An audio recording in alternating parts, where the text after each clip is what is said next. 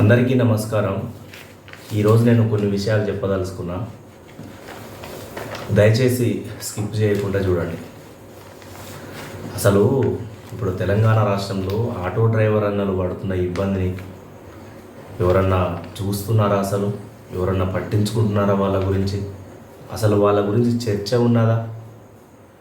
Auto driver అన్నలు ఉచిత బస్సుల పథకం వలన ఎంతో ఇబ్బంది పడుతున్నారు. వాళ్ళు రోజుకు 500 రూపాయలు కూడా చేయలేని పరిస్థితులలో వాళ్ళు ఉన్నారు ఈరోజు.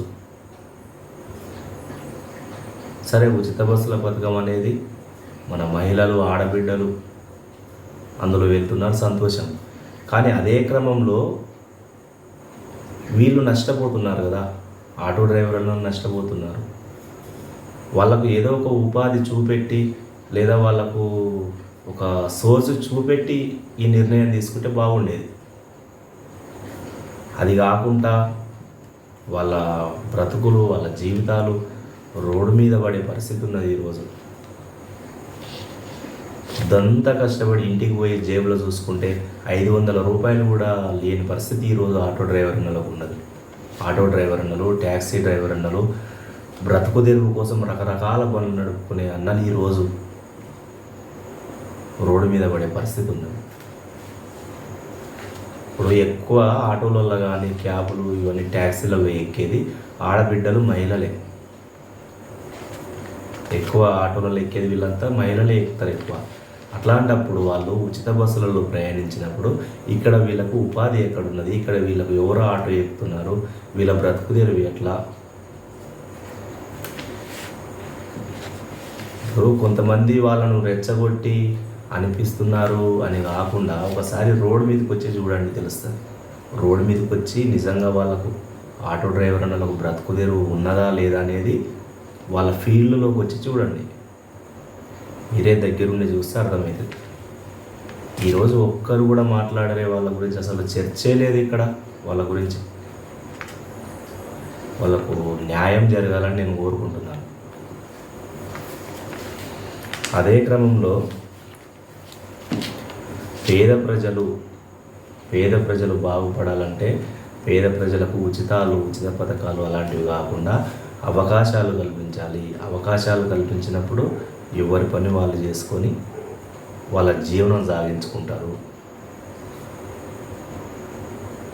ఓన్లీ అవకాశాలు కల్పిస్తే అవకాశాలను వినియోగించుకొని వాళ్ళు బ్రతకగలుగుతారు, జీవనం సాగిస్తారు. అదే క్రమంలో ఇప్పుడు పేద ప్రజల పిల్లలు పెద్ద ప్రైవేట్ స్కూళ్ళలో చదివే స్తోమత ఉండదు. అట్లాంటప్పుడు గవర్నమెంట్ స్కూల్లోకి వెళ్ళినప్పుడు ప్రైవేటు స్కూళ్ళల్లో ఎట్లాంటి విద్య అందుతుందో, ఎట్లాంటి పరిసరాలు అవన్నీ ఎట్లా ఉంటాయో, ఎట్లాంటి సోర్స్ ఉంటుందో అదంతా ఇక్కడ గవర్నమెంట్ స్కూళ్ళల్లో పెడితే ఆ పిల్లగాడు చదువుకొని గొప్ప స్థాయిలోకి చేరడా? గొప్ప స్థాయిలోకి వెళ్ళరా? ఇక్కడ ఏంది? కేవలం అవకాశాలు అంతే. ప్రైవేట్ స్కూల్ లాగా గవర్నమెంట్ స్కూల్ని తయారు చేస్తే వాళ్ళందులో చదువుకొని గొప్పవారు అవుతారు. అదే క్రమంలో చూసుకుంటే ప్రభుత్వ హాస్పిటల్స్ కూడా ఈరోజు పేదవారు ప్రభుత్వ హాస్పిటల్లో చూపెట్టుకుంటారు. అక్కడంతా నిర్లక్ష్యమే ఉంటుంది ఫస్ట్ నుండి కూడా, ఇప్పుడనే కాదు. ప్రైవేట్ హాస్పిటల్లో ఎట్లాంటి వైద్యం అందుతుందో ఇక్కడ గవర్నమెంట్ హాస్పిటల్లో కూడా అట్లాంటి వైద్యం అందినప్పుడు ఖచ్చితంగా పేద ప్రజల జీవితాలు బాగుపడతాయి, వాళ్ళు ఆర్థికంగా ఎదుగుతారు. ఇదే కదా అవకాశాలు, అంతే.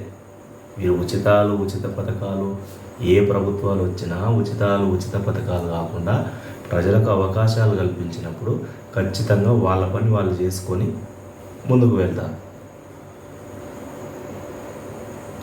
వాళ్ళు ప్రైవేట్ హాస్పిటల్లో లక్షలు పెట్టలేరు.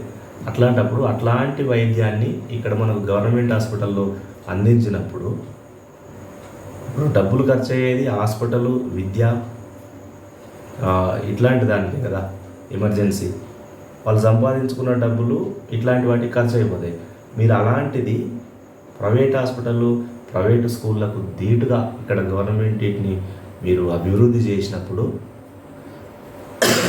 పేదవారి డబ్బులు వాళ్ళ దగ్గరే ఉంటాయి, వాళ్ళు ఆర్థికంగా ఎదుగుతారు.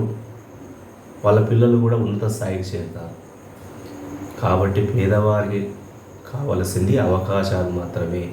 అవకాశాలు కల్పిస్తే ఖచ్చితంగా ఎవరి పని వాళ్ళు చేసుకొని ఉంటారు. Okay, thank you.